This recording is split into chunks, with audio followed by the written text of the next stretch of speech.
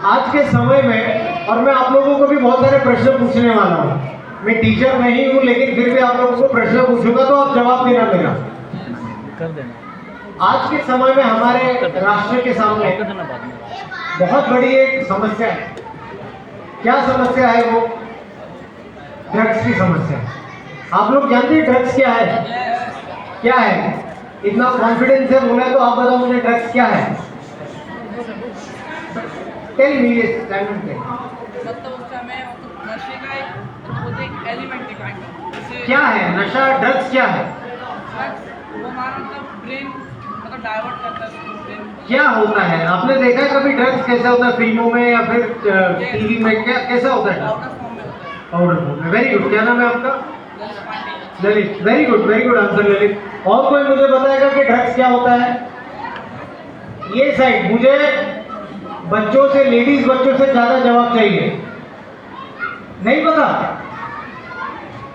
और कोई यहां पर?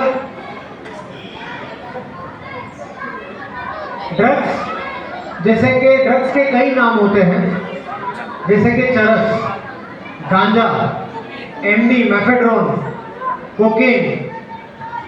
ये इलाके में, आपके इलाके में बहुत प्रकार के ड्रग्स हैं। जैसा कि ज़्यादा जो ड्रग्स चलता है आपके इलाके में वो है गांजा, और दूसरा ड्रग्स है जिसे कहते हैं एमडी, मेफेड्रोन जिसे कहते हैं। ड्रग्स लेने से कुछ केमिकल्स होते हैं ड्रग्स में, जैसा कि गांजा में होता है टीएचसी, कैनाबिडॉल जिसे कहते हैं। मेफेड्रोन ये इटसेल्फ एक सिंथेटिक यानी नकली प्रकार का ड्रग्स होता है जो केमिकल होता है। ये कंज्यूम करने के बाद में ये केमिकल्स आपके दिमाग के साथ में खेलते हैं, आपके शरीर के साथ में खेलते हैं। ड्रग्स कंज्यूम करने के बाद में आपको फिजिकल इफेक्ट होता है, मेंटल इफेक्ट तो ऐसा होता है कि आपको ये भी पता नहीं चलेगा कि आपके मम्मी कौन है, पापा कौन है, आपके भाई कौन है, बहन कौन है। आपको ये भी समझ में नहीं आएगा। धीरे धीरे आपकी बुद्धि पे परिणाम होगा, आपकी पढ़ाई पे परिणाम होगा, आपका एपिटाइट, जो हम लोग खाना खाते हैं, आपकी भूख ये मर जाती है, आपका वजन कम होता है और आप इसके व्यसन अधीन हो जाते हैं, जिसे मराठी आपल्या जे म्हणतात की तुम्ही ड्रग एडिक्ट होना। ड्रग एडिक्ट होने के बाद में आपकी पढ़ाई में परफॉर्मेंस होगा, आपका आपके फ्रेंड्स लोगों के साथ में जो आप खेलते हैं उस पर परिणाम होगा, आपकी स्टेमिना में परिणाम होगा, आप आपके मम्मी डैडी से कैसे बात करते हैं, कैसा पब्लिक के साथ बिहेव करते हैं उस पर परिणाम होगा। हमको चाहिए ये सब गलत परिणाम हमारे शरीर पे? नहीं चाहिए ऑफकोर्स। जो राष्ट्र के खिलाफ काम करते हैं, जो गंदे लोग होते हैं, वो लोग सिर्फ स्कूल और कॉलेजेस को टारगेट करते हैं और आप जैसे छोटे बच्चों को टारगेट करते हैं। ये हमारे जो दुश्मन देश है, जो जैसे पाकिस्तान हो जाए या जो हमारे दुश्मन है, तो ये उनकी एक सोची समझी साजिश है कि बच्चों को टारगेट करें। क्यों मैं बताता हूँ। हमारे राष्ट्र में 30% बच्चे हैं जो युवक हैं, यूथ है, जो यूथ पॉपुलेशन है, और यही यूथ पॉपुलेशन हमारे राष्ट्र को आगे बढ़ाएंगे आगे जाके। तो जो हमारे शत्रु राष्ट्र है उनका यही टारगेट है कि बच्चों को अभी से टारगेट करो कि वो बड़े होकर चर्ची और गंजेड़ी और नशेड़ी बने, कमजोर बने और हमारा राष्ट्र कमजोर हो। हमको चाहिए हमारा राष्ट्र कमजोर हो? कभी नहीं चाहिए। तो इसके लिए हमको ड्रग्स से दूर रहना है। कोई भी प्रकार का ड्रग्स हो उससे दूर रहना है हमको, कोई भी व्यसन से दूर होना है। आज के टाइम पे मैं ये देखता हूँ कि ई सिगरेट्स, अभी तो हमारे जो समाज है, हमारा जो मिडिल क्लास समाज होता है, उसमें ये ज़्यादा प्रचलित नहीं है भगवान की कृपा से। लेकिन ये जो ऊपर के हायर क्लास, जो ज़्यादा हायर क्लास सोसाइटी होता है, वहाँ पर हर बच्चे के बैग में आपको ई सिगरेट्स मिलेगी। तो स्टार्ट ऑफ द ड्रग्स होता है ई सिगरेट से। उसके बाद में हुक्का पार्लर होता है, आप जानते होंगे, ये भी बहुत गंदी चीज़ है। हुक्का के बाद में फिर ड्रग्स आदमी पीना, बच्चे पीने चालू करते हैं। ड्रग पीने के बाद में उनको लत लग जाती है। ड्रग्स होते हैं काफ़ी एक्सपेंसिव, तो पहले जो पेडलर होते हैं वो बच्चों को टारगेट करते हैं, बच्चों को ड्रग्स देते हैं, चॉकलेट के जरिए देते हैं। तो आप कभी भी कोई स्ट्रेंजर से, कोई अजनबी से कोई भी चीज़ लेंगे नहीं। अगर कोई भी आपको देगा तो आपको स्कूल कॉलेजेस में आपके टीचर्स हैं, घर में आपके पेरेंट्स हैं, आपके माता पिता हैं और आपके फ्रेंड्स हैं। कोई भी अनजाने से कोई भी चीज़ आप लेंगे नहीं। दूसरी बात है, अगर आपको दे भी दिया तो इमीडिएटली आप आपके टीचर्स को या पेरेंट्स को इन्फॉर्म करेंगे ये चीज़ को। टीचर्स आपल्याला पण एक रिक्वेस्ट आहे की जेव्हा हे सर्व आढळतं तुमच्यासमोर तर ताबडतोब पोलिसांना इन्फॉर्म करायचं। बीट आहे, पोलीस स्टेशन आहे, 112 नंबर आहे, तिथे ताबडतोब आपल्याला फोन करायचं। We don't have to tolerate this. म्हणजे जे काही मी बघतो सोसायटीमध्ये, समाजामध्ये असं ॲटिट्यूड आहे, चलता ॲटिट्यूड। म्हणजे आपण स्वतः आपल्याला म्हणजे विचारतो कधी आणि त्यानंतर कोणीतरी आपल्याला सांगितलं तर आपला ॲटिट्यूड असं असतं की मेरा प्रॉब्लेम नाही आहे, हे पोलीस देख लेगी। तर ते नाही करायचं आपल्याला। म्हणजे चलता ॲटिट्यूड सुपरिस्टिशन हे खूप सीरियस इशू है। अगर हम इसे 10 साल नहीं रोकेंगे परिस्थिति बहुत गंभीर हो जाएगी और ये घर घर में पहुंच जाएगा। मेरे भी बच्चे हैं, आपके भी बच्चे हैं, तो इसके लिए हमको इसे अभी रोकना है। अभी नहीं रोकेंगे गांव गांव में, खेड़े पाड़ों में चले जाएगा और बहुत तकलीफ हो जाएगी। तो हमको ड्रग्स से दूर रहना है। कभी भी कोई एक्टिविटी या ड्रग्स की बात होती तो तुरंत पुलिस को, पेरेंट्स को, टीचर्स को आपको इन्फॉर्म करना है।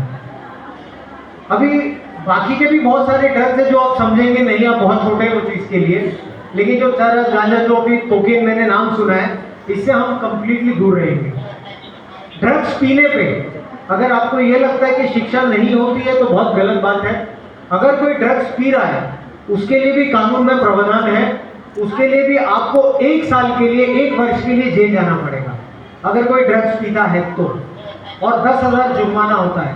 मैं जब एनसीबी का जोनल डायरेक्टर था महाराष्ट्र का और गोवा का, तो मैंने भी बहुत लोगों पे कार्रवाई करी।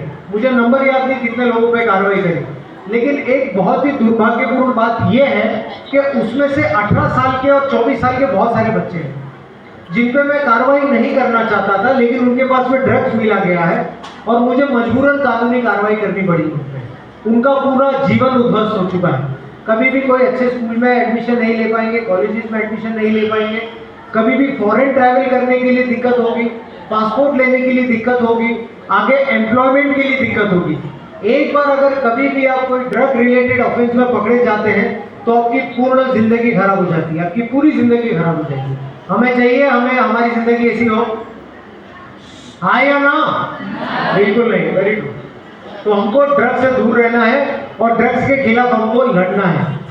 अभी मेरा दूसरा पड़ाव आप लोगों से मुझे ये बात करना है। जब मुझे नित्यानंद जी ने, सिंह मैडम ने जब मुझे इनवाइट किया तो सबसे पहले मुझे ये पता चला आपके स्कूल का नाम, तो पंडित दीन दयाल उपाध्याय। ये जब नाम मैंने सुना, स्वामी विवेकानंद जब ये मैंने नाम सुना, तो मैंने ये निश्चय कर लिया कि कुछ भी हो, कहाँ पर भी हो, मैं जाके अटेंड करूँगा वो स्कूल। क्योंकि ये जो नाम है ये हीरोज के नाम है। अभी मैं आपको एक सवाल पूछना चाहूँगा और मुझे सच सच जवाब देना, और मैं महिलाओं को पक्का सवाल ये पूछूंगा और आपको जवाब देना है। हीरो मतलब क्या है? आपका सबसे फेवरेट हीरो कौन है? एक कोई मुझे बताओ, एक बता, कोणीतरी एक सांगा मला, तू सांग मला, लवकर लवकर लवकर, टाइम नाही वेस्ट करता, लवकर सांगायचा, पटकन, कॉन्फिडन्स असायला पाहिजे आपल्याला। कोणीतरी एक सांगा मला, लवकर। फेवरेट हीरो कोण?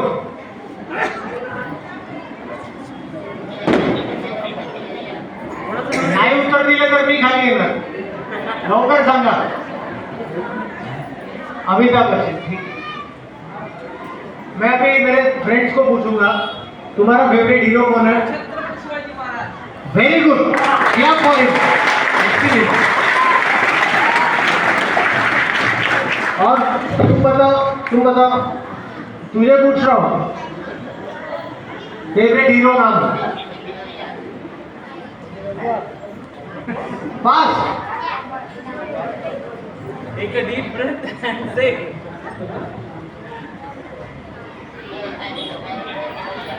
Your answer can be anything.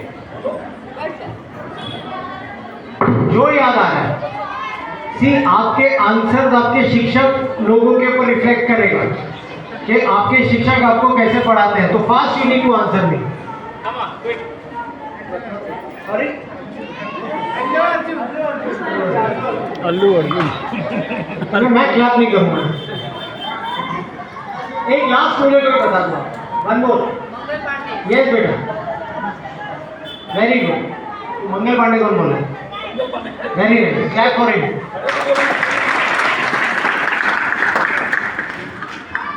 इस स्कूल में let me comment you madam, I am 50% happy. आपके एक और मैं स्कूल में थाने में थोड़े दिन पहले मेरी टीम के साथ में मैं गया. मैंने उनको ये पूछा कि आपके फेवरेट हीरोज कौन है. तो वहाँ पर एक छोटी सी सेकंड स्टैंडर्ड की बच्ची थी, उसने कोई XYZ खान नाम लिया. मैंने फिर 6th स्टैंडर्ड के बच्चे को पूछा प्राइमरी, उसका जवाब कोई सेकंड XYZ खान था. फिर बाद में मैंने 12th स्टैंडर्ड के बच्चे को ये सवाल पूछा, उसका जवाब था पुष्पा. मैंने फिर बाद में उनको ये पूछा और मैंने आपको भी मैं पूछ रहा हूँ, आपने कभी सूर्य सेन का नाम सुना है? नहीं. आपने कभी प्रीति लता वटेदार का नाम सुना है? टीचर नहीं, बच्चों को आंसर देना. नहीं. आपने कभी तानाजी मालुसरे का नाम सुना है? आपने कभी बाजी प्रभु देशपांडे का नाम सुना है? ये होते हैं रियल हीरो. इसका मतलब होता है हीरो. हीरो का मतलब नाचने गाने वाले नहीं होते हैं. हम लोग उनको फॉलो नहीं कर सकते. अगर हम उनको फॉलो करेंगे तो हमारा जो समाज है वो एक बहुत ही कमजोर समाज होगा. हीरो का मतलब होता है पंडित दीनदयाल उपाध्याय, वो हीरो होते हैं. जिसने हिंदवी स्वराज बना छत्रपति शिवाजी महाराज, वो हीरो होते हैं. जिसने धर्म के लिए जान दी, धर्म की रक्षा करे छत्रपति संभाजी महाराज, उसे हीरो कहते हैं. वो हीरो है. तो हमको हमारे लाइफ में अगर किसको फॉलो करना है तो हमको इनको फॉलो करना है.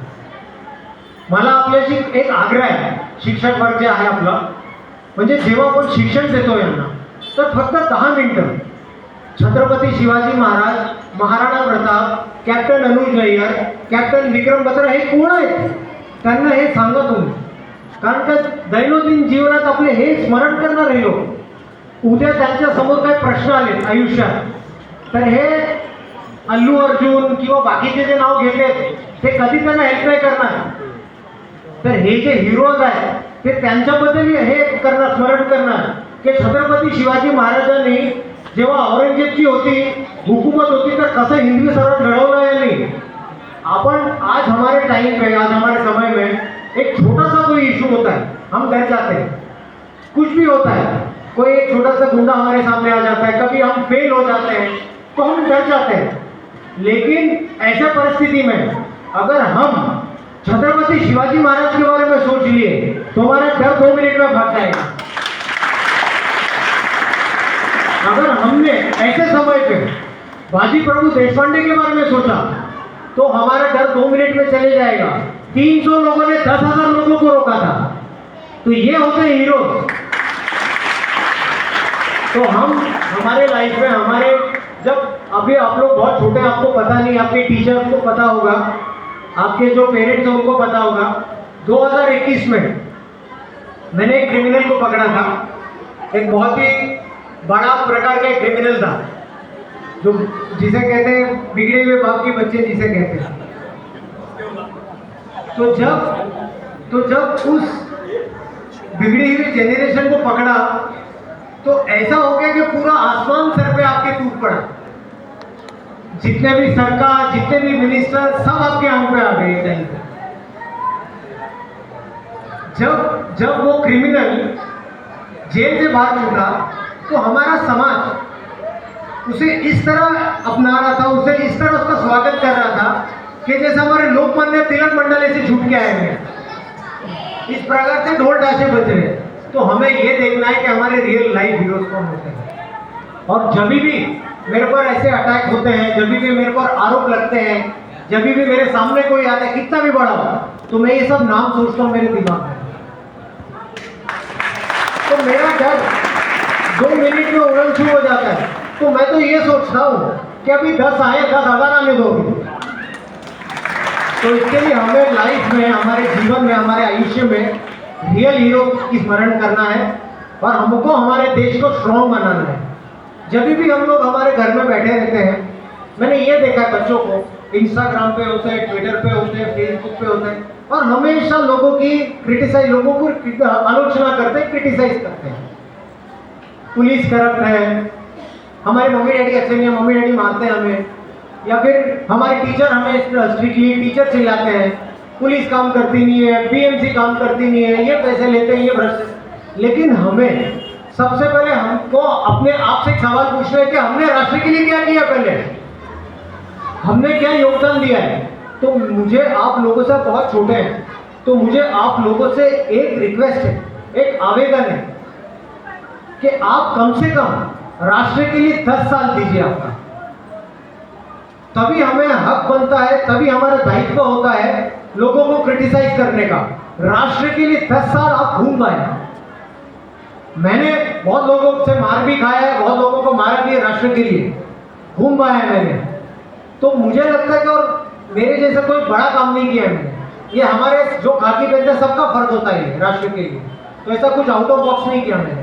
तो मुझे आप लोगों से भी यही आशंका है, आप लोगों से भी यही मुझे आवेदन है और ये अपेक्षा है कि आप लोग ऐसा करेंगे, राष्ट्र के लिए 10 साल आप सर्विस कीजिए।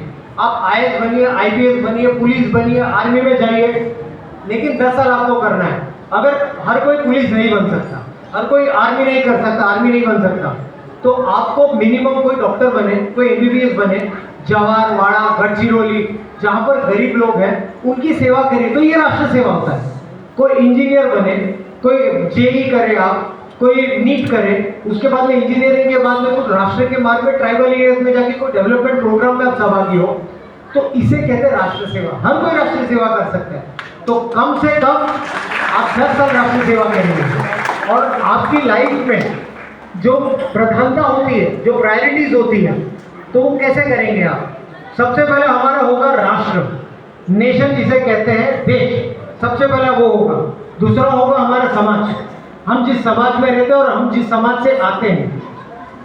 तीसरे रिस्पॉन्सिबिलिटी होगी आपकी आपके पेरेंट्स की तरफ, फैमिली की तरफ, और चौथे आएंगे आप खुद, तो यू आर दी फोर्थ। सबसे पहले राष्ट्र, तो इस तरीके से हमको हमारा जीवन व्यतीत करना है।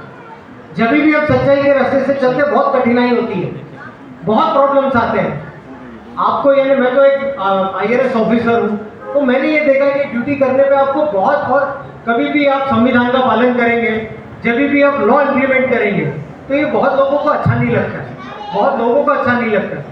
आपके खिलाफ बहुत आरोप लगेंगे, आपको मानसिक तकलीफ देंगे, आपको शारीरिक तकलीफ देंगे, आपके बच्चों को तकलीफ देंगे, आपके पेरेंट्स को तकलीफ देंगे। लेकिन जब खाकी पहना है, जब राष्ट्र की सेवा की, तो तकलीफ आनी है, सबने तकलीफ झेला है। हमारे छत्रपति शिवाजी महाराज ने झेला है, हमारे प्रभु राम ने झेला है, 14 साल वनवास किया उन्होंने, और आज हम उनकी पूजा करते हैं। तो तकलीफ जीवन की जो जितने भी टफ टाइम होते हैं, टफ सिचुएशंस होती है, सबके सब लाइफ में आती है, लेकिन किस प्रकार से हम उसे झेलते हैं, किस प्रकार से हम उसे सामना करते हैं, वो आपको रियल मैन और रियल वुमन बनाता है। सो आप लोग अभी अच्छी तरीके से पढ़ाई कीजिए और राष्ट्र की सेवा में अपना जीवन व्यतीत कीजिए 10 साल से, उसके बाद आपको जो करना है कीजिए। अभी मेन दूसरे और मुद्दे पे आता हूं मैं। आप लोगों को आगे चल के अगर civil services, IAS, IPS, police बनना है, तो आप लोगों में से कितने जन न्यूज़पेपर पढ़ते, सच बताइए।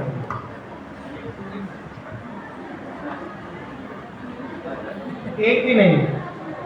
मुझे एक रिक्वेस्ट है शिक्षक गण से कि हम लोग बच्चों को एटलीस्ट 10 मिनट तो भी पेपर, कोई भी आप पेपर दो, आपकी चॉइस का पेपर एटलीस्ट, तो उनको क्लासरूम में दीजिए, let them sit in the library. अगर इनको समझ में नहीं आता पॉलिटिक्स, इकोनॉमी, स्पोर्ट्स, व्हाटएवर, लेकिन एटलीस्ट उनको फोटो देखने दीजिए। लेकिन अभी से उनको शुरुआत कीजिए न्यूज़पेपर्स की, क्योंकि न्यूज़पेपर जब पढ़ेंगे तभी कॉम्पिटिटिव एग्जाम्स के लिए तैयार हो जाएंगे। तो अभी आप लोग पढ़ेंगे न्यूज़पेपर 10 मिनट, सिर्फ दिन में 10 मिनट आप पढ़ेंगे, बाकी की आप आपकी स्टडीज करेंगे। उसके बाद में मैं आपसे एक और चीज़ कहना चाहूँगा कि जब भी आप ये पढ़ाई कर रहे हैं अभी स्कूल में 5, 5, 6, 7, 8, 9, 10 व्हाटएवर आप पढ़ाई कर रहे हैं, तो ये पढ़ाई जारी रखिए और इसको सीरियसली कीजिए। मैं जब ग्रेजुएट हूँ, मैं एक लॉ ग्रेजुएट हूँ, LLB किया मैंने, ग्रेजुएशन नॉर्मल किया, बाद में फिर LLB भी किया। जब मैं मेरी UPSC की पढ़ाई किया, जब IAS की पढ़ाई हम लोग करते हैं, IAS का एग्जाम देना पड़ता है, तो जब मैंने वो पढ़ाई करी तो मैंने आई वॉज सरप्राइज कि पढ़ाई करते समय मैंने करिकुलम में, हमारे पोर्शन में 5th स्टैंडर्ड से मैंने वापस पढ़ाई स्टार्ट करी। 5th स्टैंडर्ड की NCERT 5th to 12 history, geography, mathematics, science, technology, civics, political science, तो मैंने फिर से 5th स्टैंडर्ड से लेकर 12th स्टैंडर्ड की फिर से मैंने पढ़ाई की, क्योंकि वो टाइम पे मैंने ज़्यादा ध्यान नहीं दिया था अपने फंडामेंटल्स और बेसिक्स पे। तो आप लोगों से ये रिक्वेस्ट है, सजेशन है कि अभी जो आप कर रहे हैं आपके फंडामेंटल्स बहुत स्ट्रांग होना चाहिए, काफ़ी सीरियसली कीजिए, क्योंकि सिविल सर्विसेज में आपकी ये आज की पढ़ाई आपको काम आएगी। तो स्टार्ट रीडिंग न्यूज़पेपर्स नाउ। ज़्यादा भी तो बहुत छोटे हैं तो इसके लिए सिविल सर्विसेज की पढ़ाई नहीं कीजिए आप अभी, ओनली न्यूज़पेपर्स। 10th स्टैंडर्ड में you score good, 12th standard में यू स्कोर गुड। उसके बाद में, क्योंकि जब भी ये स्कोर भी करते हैं आप, तो जब आप इंटरव्यू देते हैं IAS की परीक्षा में, तो आपके मार्क्स देखे जाते हैं कि आपको फर्स्ट क्लास मिला है, A+ मिला है, डिस्टिंक्शन मिला है, तो उससे आपका इमेज और इंप्रेशन काफ़ी अच्छा पड़ता है। तो don't settle for second class and other kind of marks. First class के ऊपर आपको लाना है, ये आपका टारगेट होना चाहिए। तो आप लोग प्रॉमिस करते हैं कि डर से दूर रहेंगे। आवाज़ नहीं आ रही। आप लोग प्रॉमिस करते हैं कि जो देश के रियल राष्ट्रीय नायक हैं उनको फॉलो करेंगे। आप लोग प्रॉमिस करते हैं कि आप लोग राष्ट्र सेवा करेंगे। मैं 10 साल के बाद फिर से आप लोगों को, सब लोगों को फोन करूंगा और फिर चेक करूंगा। वंदे मातरम। Thank you. धन्यवाद साहेब. खूप खूप